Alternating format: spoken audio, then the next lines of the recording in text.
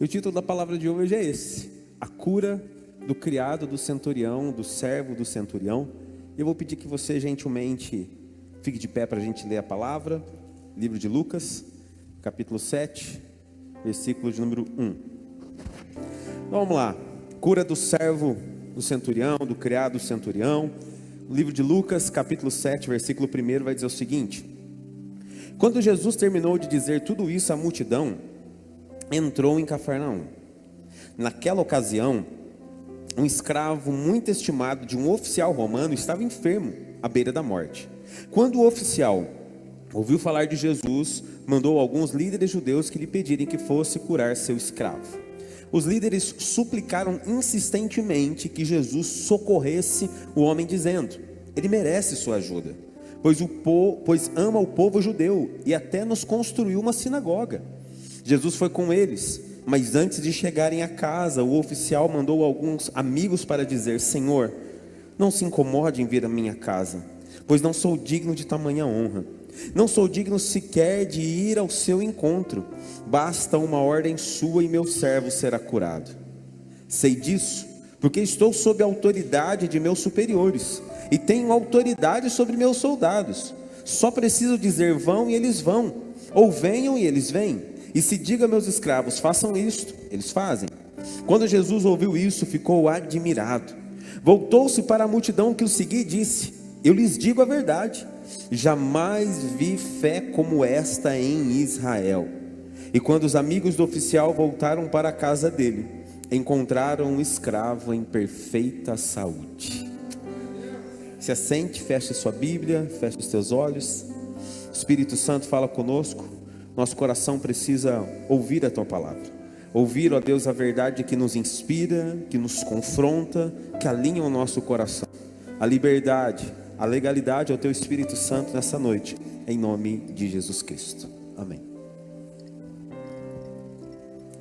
Se fôssemos dar um subtítulo, a essa palavra e tentar definir a manifestação de como Jesus Cristo realizou mais um milagre, a gente teria que dizer que é a manifestação do Deus onipresente.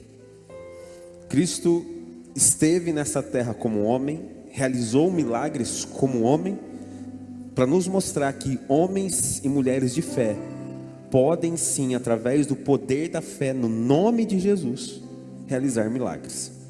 E nós vamos ver essa manifestação de uma das faces de quem Deus é se revelando nesse milagre. Porque Jesus, ele não precisou estar no ambiente aonde havia a enfermidade. Jesus não precisou estar no lugar aonde havia o problema. Mas uma palavra de ordem de Jesus moveu o mundo espiritual aonde havia um espírito de morte. O texto bíblico vai dizer sobre isso. E naquele ambiente onde havia morte, onde havia sofrimento, onde havia enfermidade, um milagre aconteceu, sem sequer Jesus estar ali. E o que levou essa palavra de ordem a alcançar o lugar, o ambiente da dor, o ambiente da enfermidade, o ambiente da necessidade? A fé. A fé sob a palavra. A palavra de Jesus foi lançada, alcançou aquele ambiente, a palavra de Jesus se moveu no ambiente espiritual e transformou o ambiente natural que aquele homem estava enfrentando. A cura alcançou aquele homem porque teve fé no coração daquele senhor, daquele centurião, para interceder pelo seu escravo, pelo seu servo que estava doente. Preste atenção, sequer foi o próprio doente que foi ao encontro de Jesus, mas ele teve alguém que intercedeu a Jesus por ele. Então a fé daquele homem, debaixo de uma palavra de ordem, mudou o ambiente espiritual daquela casa e consequentemente da vida daquele homem. Você consegue entender isso aqui em nome de Jesus? Então a primeira coisa que eu aprendo nessa palavra, que quando eu creio no poder do nome de Jesus. Enquanto eu estou adorando aqui, enquanto eu estou buscando aqui, a presença de Jesus está se manifestando na minha casa. Enquanto eu guerreio em oração aqui, grilhões, potestades, principados estão caindo em casa. Enquanto eu levanto a minha voz aqui para declarar cura em nome de Jesus, doentes estão sendo curados, cativos estão sendo libertos, porque enquanto a fé no meu coração, a fé no nome de Jesus, ambientes espirituais são transformados. A sua fé no nome de Jesus é capaz de transformar o ambiente espiritual, que sequer você está nele, mas que você intercede por ele. Consegue entender isso em nome de Jesus? Outra coisa, eu vejo claramente nesse milagre, na manifestação desse milagre, milagres nascem no ambiente espiritual. Milagres não nascem no ambiente natural. Escute, milagres mudam o ambiente natural, mas milagres nascem e são gerados no espírito, nas questões espirituais. Milagres não nascem porque eu fiz algo, porque eu fui bom, porque eu fui correto, porque eu fui honesto. Milagres nascem no ambiente espiritual, porque eu depositei fé, porque eu lancei uma palavra de fé, porque eu repreendi o principado, porque eu acreditei no princípio da palavra de Deus. Então escute, ao olhar para a sua vida hoje, você vai encontrar áreas da sua vida que você precisa que sim, a mão do Senhor entre naquela área e mude aquela situação. Então, para que essa mão poderosa de Deus entre em uma área da sua vida que precisa de mudança, você tem que gerar isso no espírito. Você tem que ir para o espiritual, você tem que ir para o jejum, você tem que ir para a oração, você tem que ir para a consagração. Escute, igreja, tem coisa que não vai mudar se você não botar o joelho no chão. Tem coisa que não vai mudar se você não pagar o preço de madrugada. Tem coisa que não vai mudar se você não renunciar a muita coisa em jejum. Então tem coisas no teu ambiente natural que só serão transformadas se você gerá-las no espiritual. Pega a mão direita ao céu e diga assim: eu creio que aquilo que é gerado no espírito. Meu Deus do céu, misericórdia, não dá para ouvir a voz nem de quem está aqui na frente, irmãos. Irmão, você veio para um culto, sim ou não? Então você veio para o culto, você veio para cultuar Deus. Ó, pode abaixar a mão um pouquinho, por favor. Ó. Você não veio num show, você não veio numa palestra, você não veio num encontro de amigos, você veio num culto para cultuar Deus. E no culto para cultuar Deus a gente vem de coração, amém? Amém ou não? Então erga a mão direita ao céu, solta a sua voz e diga assim: eu creio que aquilo que é gerado no Espírito transforma o ambiente natural. Preste atenção que a palavra de Deus vai dizer que Deus não procura gente boa, gente honesta. É consequência de um verdadeiro adorador. Deus procura verdadeiros adoradores que o adorem em espírito e em verdade. Porque o verdadeiro adorador é bom, ele é honesto, ele é fiel, ele é amável, ele é compassivo. Esse é o princípio que a gente tem que entender. O meu relacionamento com Cristo não começa nas coisas naturais. O meu ambiente de relacionamento com Cristo, ele flui através do ambiente espiritual. O ser humano transita e vive em 3 níveis da sua vida. E esse milagre claramente relata isso. Nós transitamos em 3 níveis. E quando algum desses níveis está em desequilíbrio, a gente vai sofrer. A gente não vai conseguir avançar. Muitas áreas da nossa vida estarão travadas. Os 3 níveis que um ser humano caminha e que se revelam na realização desse milagre: mental, espiritual e natural. O mundo físico.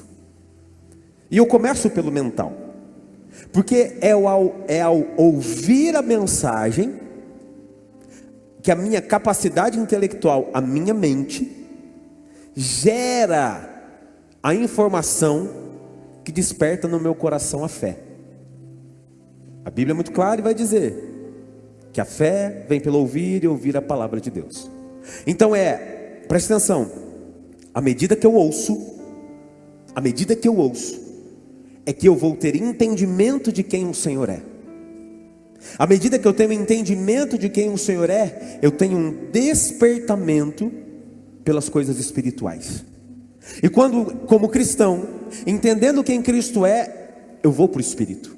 E o que é ir para o Espírito? Eu vou para a oração, eu vou para a consagração, eu vou para a busca, eu vou para o culto, eu vou para a adoração. Eu entro nesse ambiente espiritual. E quando eu tenho um entendimento de mergulhar nesse ambiente espiritual, eu começo a entender Aquilo que eu gero no Espírito, aquilo que eu declaro no Espírito, tem que ser acompanhado de um posicionamento no mundo natural. Porque não adianta eu orar por perdão, se eu não perdoar de fato. Não adianta eu orar dizendo que eu creio, se as minhas atitudes no mundo natural não são de alguém que crê. Não adianta dizer que eu declaro a cura, se no mundo natural eu não vivo como quem crê na cura. Você está conseguindo compreender isso comigo, sim ou não? Então preste atenção, basicamente, eu recebo a mensagem, a minha mente processa essa informação da mensagem a respeito de quem Cristo é. Uma vez a minha mente processando essa mensagem e essa informação de quem Cristo é, essa mensagem processada vai gerar no meu coração fé. Uma vez que essa mensagem despertou o interesse por Cristo e gerou fé no meu coração, eu tenho uma atitude de ir para o ambiente espiritual. E à medida que eu gero coisas no Espírito, eu busco coisas no Espírito em oração, a minha fé me faz me posicionar no ambiente espiritual a qual eu vivo. E tem muita gente que não consegue entender o equilíbrio disso. Tem muita gente, irmãos, que fica vulnerável ao mundo, aos ataques de Satanás e nem percebe disso. Porque se a gente não encontrar um equilíbrio nessa questão do mundo, da minha mente, do mental, do espiritual e do natural, eu vou ter problemas, eu vou estar preso a um deles. Espera aí só um pouquinho, gente. Eita, glória. Pronto, consegui. Entenda. Talvez não é o seu caso, mas você já conheceu alguém que espiritualiza tudo? Já conheceu alguém assim? Que tudo é espiritual, tudo é Satanás, tudo é o demônio. Nem o diabo lembra dela às vezes, porque a pessoa é tão problemática que o diabo fala: aquela não preciso nem fazer nada, ela se atrapalha sozinha. Mas na vida dela, ai, tudo é o diabo, tudo é o espiritual. Queridos, nós somos chamados a uma plenitude que nos leva a um equilíbrio. Vou dar exemplos clássicos. E se te confrontar e se desconstruir, se você fizer isso, é para isso mesmo que eu estou pregando, tá bom? Então vamos lá. Aquela situação, a pessoa está vindo dirigindo, ela fecha o olhinho e fala assim: Senhor, arruma uma vaga para mim. Senhor, arruma uma vaga para mim estacionar. Então quer dizer que se Deus arrumar uma vaga, Deus está com ela. Se naquele dia Deus não arrumou vaga, Deus não está com ela. Ah, sério isso? Sério? Queridos, a vaga é uma consequência do trânsito, de quantas pessoas estão ali ou não estão, de um monte de situações. Um dia vai ter perto, outro dia não vai ter. Você acha que isso é uma questão espiritual? E tem gente que não entende isso. Tem coisa que é do ambiente natural, do ambiente racional, mas tem gente que faz exatamente assim. Tem gente que fala assim: Satanás está furioso com o meu casamento, o inimigo está se levantando contra a minha família. Vamos ver se está mesmo. Marido e mulher não conversa, não tem diálogo. Não tem diálogo, não tem conversa, não tem respeito mútuo. Fica o dia inteiro se alimentando dessa porcaria, porque isso aqui pode ser uma bênção, mas isso aqui, se alimentar o coração o dia inteiro, se torna uma porcaria, te escraviza. Fica o dia inteiro vendo rede social, acessa pornografia, vê um monte de coisa que não presta, que não deve, alimenta a mente o dia inteiro com porcaria. Aí depois fala que está com problema no casamento. É espiritual. Não é espiritual, é emocional. Você se alimentou o dia inteiro de coisa que não presta. Aí no final do dia, fica com um monte de besteira na cabeça. Fica comparando a sua esposa, comparando o seu marido, comparando a sua família, comparando a sua vida. E acha que é espiritual. Você decidiu se alimentar. Você decidiu passar o dia inteiro às vezes com isso aqui na mão. É espiritual? Não, é decisão. Não, eu tenho que saber do que eu me alimento. Eu tenho que saber o que eu estou trazendo para a minha vida. Aí Satanás se levantou: pastor, dinheiro não dá para nada.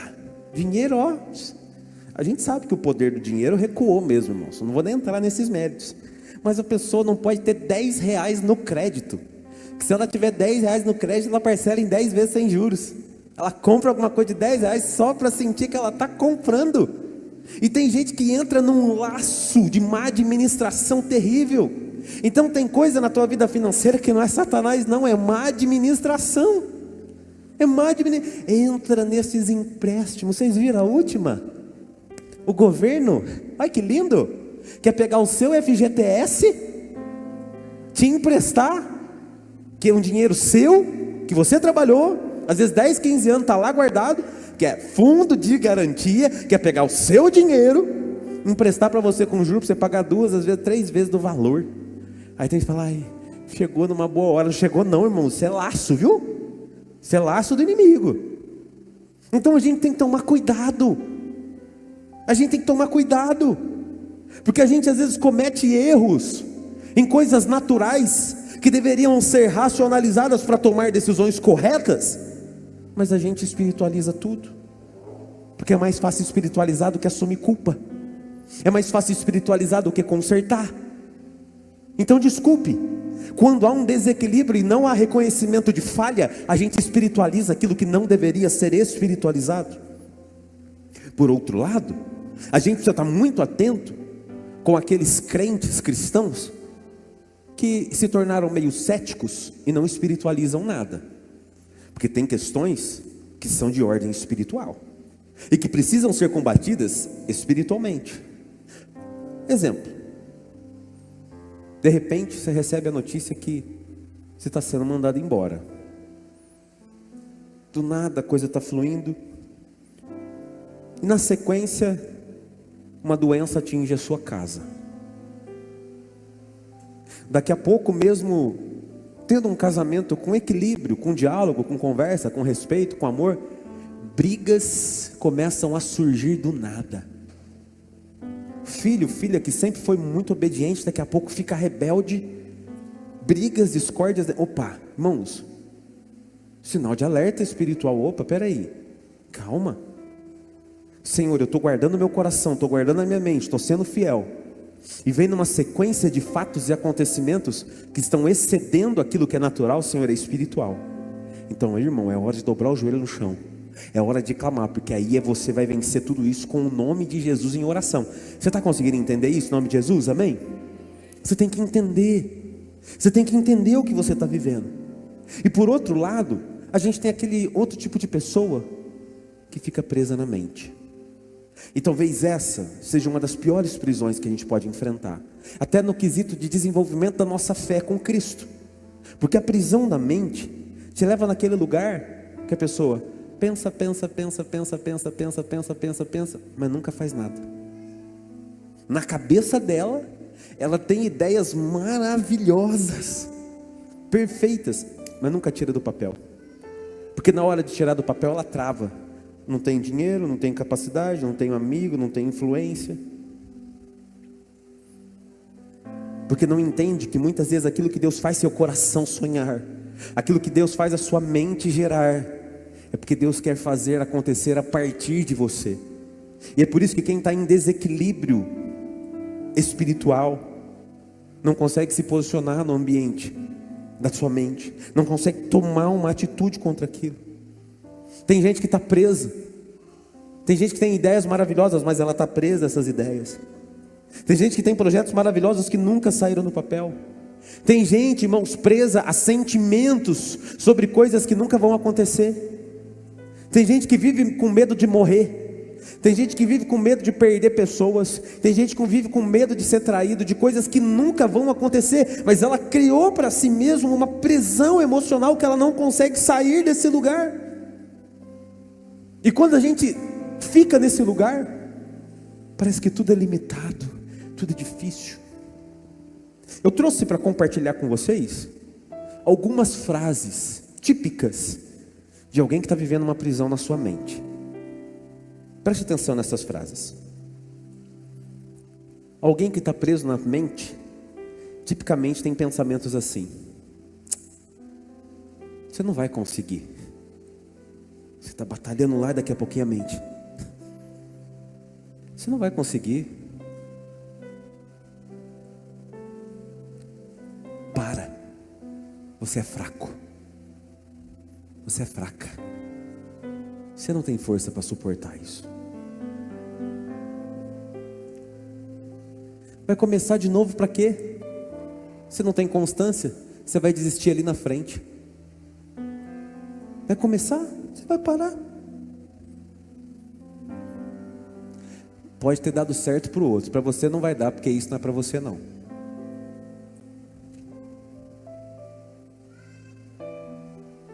Você se lembra que na sua família todo mundo tem essa doença? Chegou a sua vez.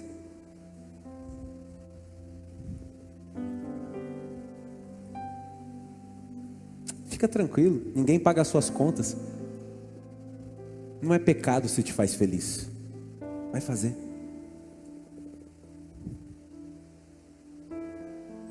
Não adianta ficar compartilhando os seus problemas não.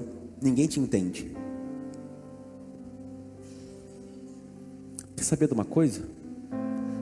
Chuta o balde. Vai ser feliz. Pensa em você. Você vai ficar insistindo até quando? É normal separar. Há quantos crentes divorciados? Mete o pé nesse casamento.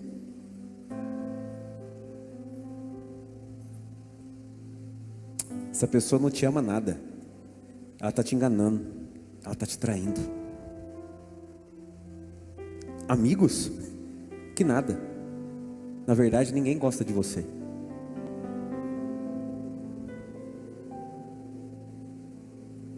O fardo está muito pesado.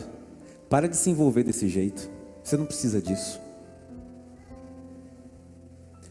Isso são só algumas frases de alguém que está vivendo ciclos de prisão na sua mente e que precisa encontrar o equilíbrio para se libertar dele. Porque a prisão na mente gera crises e loopings infinitos de dor, de incapacidade, de medo, de insuficiência. E a dor da mente é uma dor que paralisa as tuas ações, que mina a sua fé, que faz você agir muitas vezes totalmente ao contrário do que você deveria fazer. A prisão da mente leva você a se render a mentiras de Satanás, te leva para esse lugar de sofrimento. Mas eu quero dizer para você que ainda existe um nome que está sobre todos os nomes. Existe autoridade do nome de Jesus para quebrar toda a opressão. Existe autoridade no nome de Jesus para quebrar todos os laços que o inimigo está lançando na tua mente. E se houver fé no seu coração hoje, erga a sua mão direita ao céu e diga assim: eu creio que há um nome sobre todos os nomes. E diga: e em nome de Jesus, todos os grilhões do inferno serão destruídos. Você pode dar glória a Deus por isso aí? Ele é o Deus que quebra os grilhões. Queridos, entenda, a nossa mente precisa ser alimentada com coisas que vão gerar fé, porque existe um ambiente onde a sua mente precisa ser acessada, existe um reino espiritual onde a gente precisa gerar coisas, e existe um ambiente natural a qual a gente vive, que a gente precisa se posicionar. A história da cura desse homem, ela flui em 3 ambientes: na mente, no espírito e no natural. Preste atenção, Lucas 7,3, coloca para mim. Olha o texto. Quando o oficial, vamos de novo. Quando o oficial ouviu falar, é isso que eu quero que você frise. Ele ouviu. Se ele ouviu, foi para onde? Para cá, para sua sede de intelecto. Pode deixar um pouquinho. Irmãos, preste atenção, a gente está falando de um líder romano, de um centurião, que tinha status, posição, dinheiro, reconhecimento, poder. Estamos falando de um homem criado numa cultura politeísta, ou seja, que reconhecia várias divindades. Para eles havia o deus da lua, o deus do sol, até o próprio deus da medicina, Asclépio ou Esculápio, dependendo da tradução. Eles tinham esses deuses. Mas quando este homem ouve falar sobre Jesus, algo muda no coração dele. Você há de convir comigo que a Bíblia não conta a história por total, conta apenas o milagre. Mas um homem no status e na posição dele, e o carinho que ele tinha para com o seu próprio escravo, o seu servo, provavelmente ele deve ter, dentro das suas crenças e das suas probabilidades, procurado um meio de trazer cura para ele. Mas nada adiantou. Mas quando ele ouviu falar sobre Jesus, eu te pergunto, o que ele ouviu falar sobre Jesus? Ele ouviu falar sobre milagres. Ele ouviu falar sobre coisas que inspiravam a fé dele. Foi recebendo a informação sobre quem Jesus era e tudo aquilo que Jesus estava fazendo, é que ele olhou e disse assim: eu sei quem pode resolver o problema. A nossa fé, gerada a partir do momento que a gente ouve a palavra, nos dá a certeza de que a gente tem um Deus que pode resolver problemas, amém? Olha o versículo 2 de Lucas 7, Lucas 7, 2, presta atenção, vamos voltar para você entender. O texto vai dizer, 7, 2: naquela ocasião, um escravo muito estimado de um oficial romano estava enfermo à beira da morte. Então presta atenção, havia um ambiente de dor, havia um ambiente de crise, havia um ambiente de enfermidade, havia um ambiente de morte. Que ao ouvir falar sobre Jesus, ele disse: tem alguém que pode tirar o ambiente de morte. Eu quero que você creia nisso aqui, que quando você entender o poder que há no nome de Jesus, nem a morte, nem os principados, nem as potestades, não há nada que vai impedir o agir do Senhor sobre a sua vida. Nada pode impedir o agir do Senhor. Aquele homem, ao ouvir sobre Jesus, entendeu, tem uma autoridade nele que não tem em nenhum outro lugar. Você consegue entender isso? É por isso que você ainda pode levantar sua mão na sua casa e declarar: em nome de Jesus, minha casa vai ser curada, minha casa vai ser restaurada, minha casa vai ser liberta, em nome de Jesus vai ter cura para a minha vida. É por isso que no nome de Jesus a gente se posiciona no reino espiritual, para que as coisas sejam transformadas. Queridos, quando nós olhamos para Jesus e cremos nele, sabemos que somente nele existe toda a autoridade, nós vamos lembrar: não há impossíveis para Deus. Aquele homem ouviu palavras que inspiraram o coração dele. Eu quero trazer alguns versículos para esse texto, para inspirar a sua fé nessa noite, amém? Talvez não seria necessário, mas eu acho que acrescentar algo aqui para que você ouça e gere fé é importante. Então lá, a gente vai entender que Jesus Cristo é o autor e consumador da nossa fé. Olha esse texto, Hebreus 12, 2. Hebreus 12, 2, na versão NVT vai dizer o seguinte: mantenhamos o olhar firme em Jesus. O olhar tem que estar nele, o líder e aperfeiçoador da nossa fé. Por causa da alegria que ele esperava, ele suportou a cruz sem se importar com a vergonha.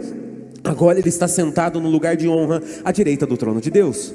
Agora olha esse mesmo texto, Hebreus 12, 2, na versão NAA. Está aí já, vamos lá. Olhando firmemente, esse texto para mim na NAA é lindo, porque ele vai dizer: o autor e consumador da nossa fé. Olha que lindo isso, é como se dissesse assim: Jesus é aquele que inspira a tua fé, e é aquele que consome, aquele que faz acontecer a fé que você depositou nele. Diga bem forte comigo assim: Jesus Cristo é o autor e consumador da minha fé. Queridos, olha o texto, vai continuar dizendo: por causa da alegria que ele sabia que esperava ele depois da cruz, ele suportou a cruz até o fim. Sabe o que é a alegria de Jesus? A salvação que alcançou a minha vida e a tua vida.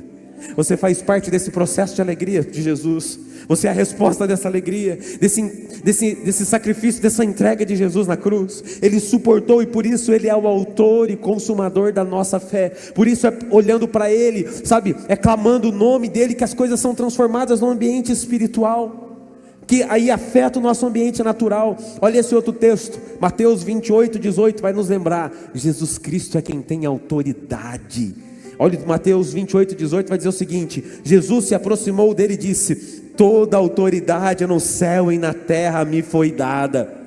E olha outro texto lindo, Lucas 1,37 vai nos lembrar o seguinte: para Deus não há impossíveis. Texto de Lucas 1,37 vai dizer: pois nada é impossível para Deus. Encoraja o coração de alguém, diga para alguém, fala: nada é impossível para Deus, irmão. Diga isso para alguém, talvez tenha alguém precisando ouvir isso. Estou dizendo para você, nada é impossível para Deus. Nada é impossível para o Senhor. Aqui a gente vai gerando a nossa fé. Quando a gente tem a nossa fé, sabe, gerada no Espírito, a gente começa a viver espiritualmente. Aquele homem gerou no seu coração uma fé surpreendente. Preste atenção, aquele homem é diferente. Ele tem um coração diferente. Olha o texto de Lucas 7, 4 e 5. Lucas 7, 4 e 5 é o seguinte: os líderes suplicaram insistentemente que Jesus socorresse o homem, dizendo: ele merece sua ajuda, pois ama o povo judeu e até nos construiu uma sinagoga. Queridos, prestem atenção. Quando aquele homem pede para que os judeus intercedam por ele, não é porque ele queria alguma coisa em troca de Jesus. Ele não queria nada. Ele pede que aqueles homens intercedam a Jesus pelo escravo, servo dele, porque ele reconheceu que a autoridade de Jesus seria capaz de transformar a vida do servo dele. Ele não exige nada, ele não quer troca com Jesus. Aquele homem construiu uma sinagoga para os judeus, provavelmente de recursos próprios, com a sua influência, com o seu poder, com a sua posição. Então ele tinha um coração diferente, mas entenda, aquele homem não exigiu nada de Jesus, ele não quis exclusividade com Jesus, não.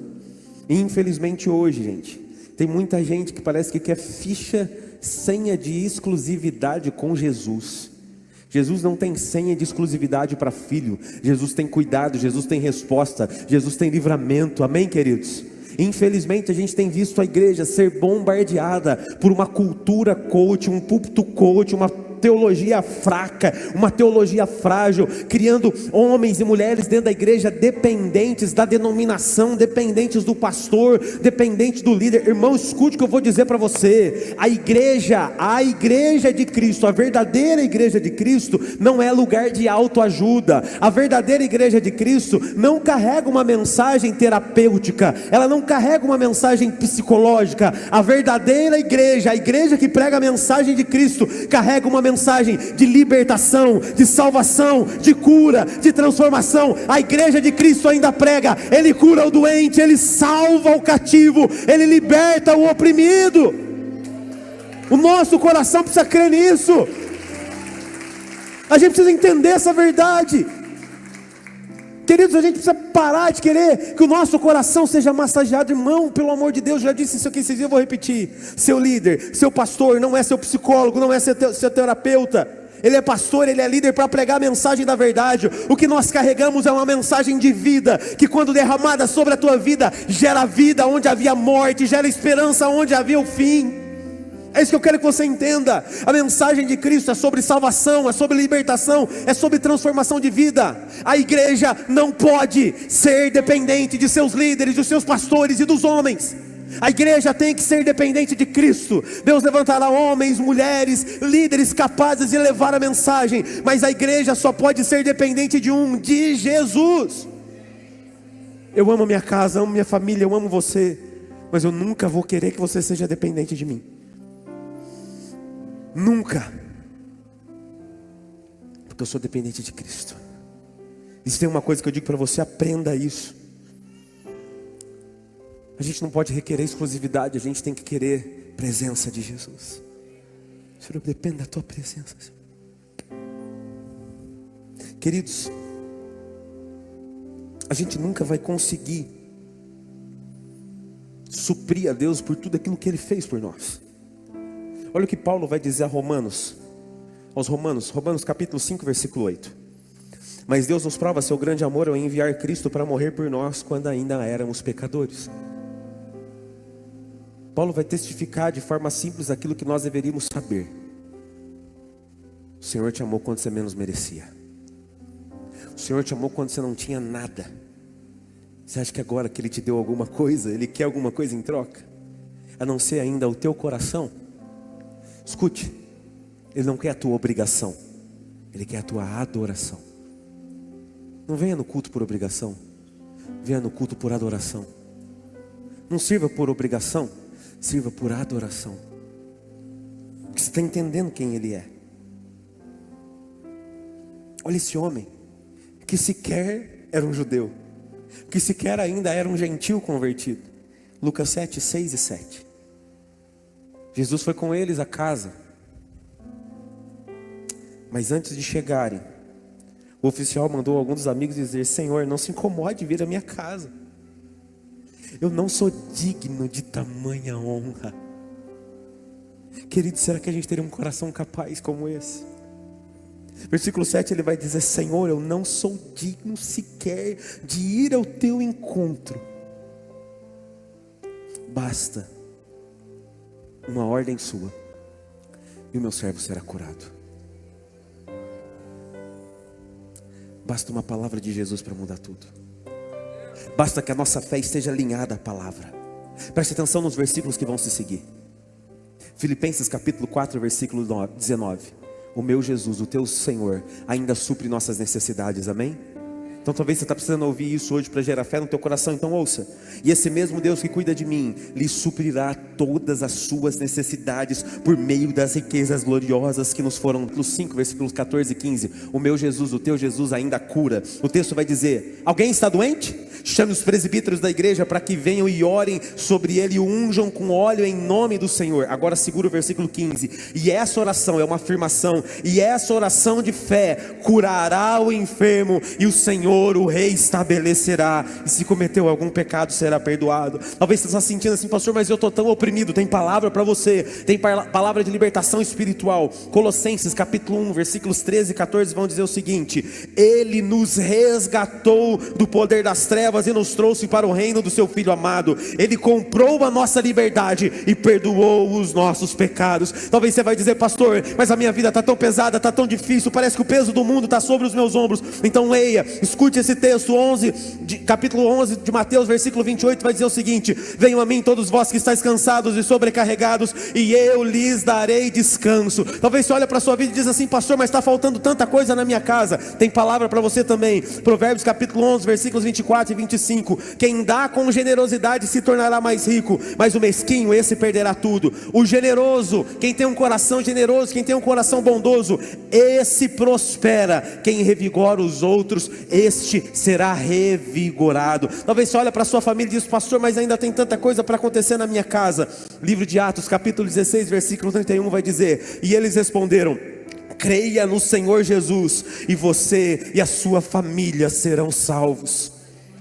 A palavra está permeada de versículos, de instruções que inspiram a fé no nosso coração. É por isso que ao ouvir a palavra, assim como aquele homem ouviu e disse: Senhor, eu creio. Se o Senhor der uma palavra, eu vou voltar para minha casa, eu vou encontrar ele curado. Aquilo era ação no natural, irmãos. Quando a gente ouve uma palavra que inspira o nosso coração, é nosso dever se posicionar. É nosso dever nos posicionarmos debaixo dessa palavra. Eu vou te fazer uma pergunta: como que você vai voltar para sua casa hoje? Como que você vai sair desse lugar hoje? Aquele homem, ao ouvir falar sobre Jesus, ele não voltou para sua casa da mesma maneira. Ele não voltou para casa vazio. Ele voltou para casa crendo na palavra.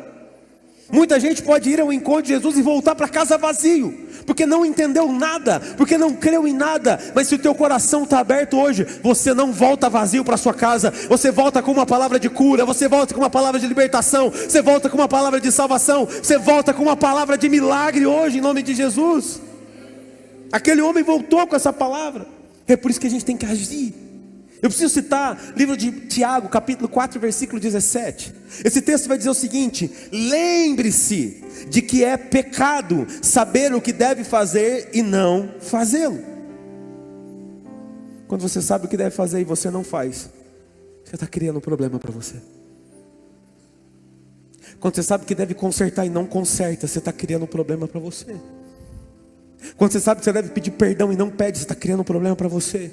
Quando você sabe que você tem que tomar rumo, ciência da tua vida, tomar uma atitude e não toma, você está criando um problema para você.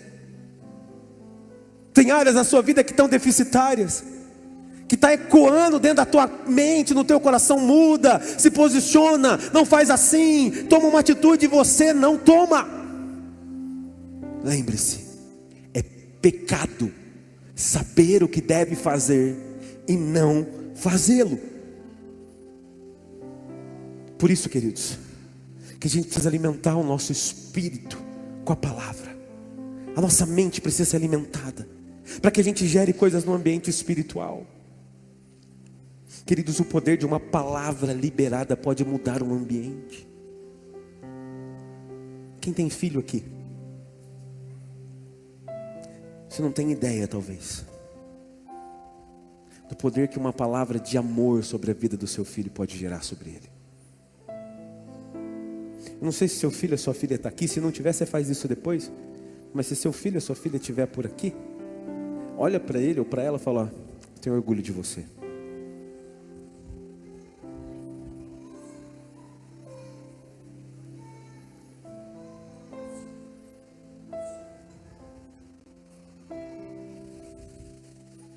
Se a sua esposa, seu marido está aqui, seus pais estão aqui, olha para eles, diga para eles, fala assim: tenho orgulho de você.